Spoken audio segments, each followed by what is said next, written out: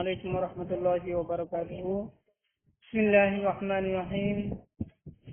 সুপ্রিয় দর্শক শ্রোতা, আমরা রাসূল করিম সাল্লাল্লাহু আলাইহি ওয়াসাল্লামের একটা হাদিস শরীফ নিয়ে আজকে আলোচনা করব, যেটা দরুদ শরীফের ফজিলত সম্পর্কে হুজুর করিম সাল্লাল্লাহু আলাইহি ওয়াসাল্লাম ইরশাদ করেছেন।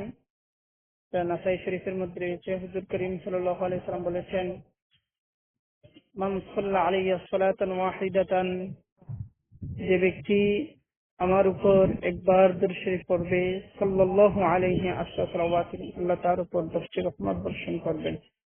ওয়াহাত্তাতা আনহু আশরা খাতিয়াতিন, এবং তার থেকে 10টি গুনাহ আল্লাহ ক্ষমা করে দিবেন। ওরফে আল্লাহু আশরা দারাজাতিন, এবং আল্লাহ তার 10টি মর্যাদা বৃদ্ধি করে দিবেন। আল্লাহ তার জন্য 10টি মর্যাদা বৃদ্ধি করে দিবেন।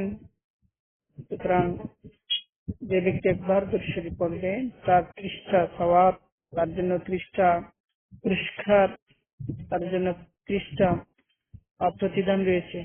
সুতরাং দরুদ শরীফের পরিমাণ যত বাড়বে তত এইভাবে সওয়াব বৃদ্ধি পাবে।